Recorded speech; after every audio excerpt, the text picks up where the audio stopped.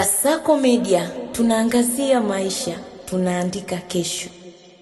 Beki wa kimataifa Uholanzi Nathan Ake amekamilisha rasmi uhamisho wake kwenda klabu ya Fenerbahce ya Uturuki baada ya kuitumikia Manchester City kwa kipindi cha miaka 6. Klabu hiyo ya Istanbul ilitangaza usajili huo siku ya Ijumaa, lakini haikuweka wazi muda wa mkataba wala ada iliyotumika kumsajili beki huyo mwenye umri wa miaka 31. Nathan Ake anajiunga na Fenerbahce akiwa ametoka kushiriki kombe la dunia la FIFA 2026 akiwa na timu ya taifa ya Uholanzi, ambapo alicheza mechi 3 kati ya 4 na kuanza katika kikosi cha kwanza katika mchezo wa hatua ya 32 bora dhidi ya timu ya taifa ya Morocco.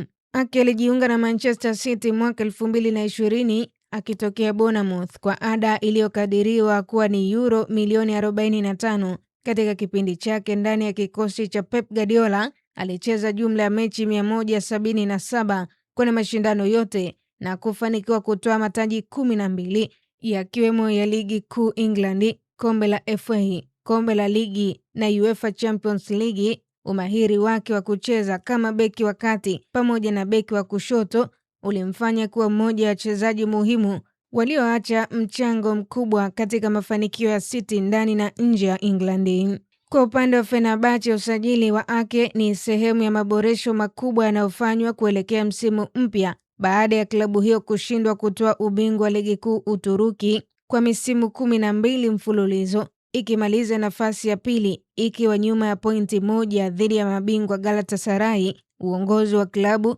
ulifanya mabadiliko ya benchi la ufundi kwa kumtimua Domenico Tedesco na kumrejesha Ismail Karta kwa mara ya 4 kuinoa timu hiyo, wakiamini uzoefu wake pamoja na usajili wa wachezaji wenye ubora kama Ake ataifanya Fenerbahce kurejea kwenye ushindani wa ubingwa. Ake anatajwa kujiunga na kambi ya maandalizi ya Fenerbahce nchini Austria mara baada ya kumalizika kwa mapumziko aliyopewa kufuatia majukumu ya kombe la dunia. Mashabiki wa klabu hiyo wana matumaini makubwa kwamba uzoefu wake wa kucheza katika kiwango cha juu barani Ulaya utaimarisha safu ya ulinzi na kuongeza nafasi ya Fenerbahce kufanya vizuri katika ligi kuu ya Uturuki pamoja na mashindano ya Ulaya msimu ujao. Kwa update zaidi za kimichezo kimataifa, usisite kutufuatilia kwenye mitandao ya kijamii Instagram, Facebook na Twitter. Tufollow kama Kasako Media. Usisahau kusubscribe na ubonyeze alama ya kengele ili uwe wa kwanza kupata taarifa mbalimbali. Jina langu naitwa Official Diaga. Kasako Media, tunaangazia maisha, tunaandika kesho.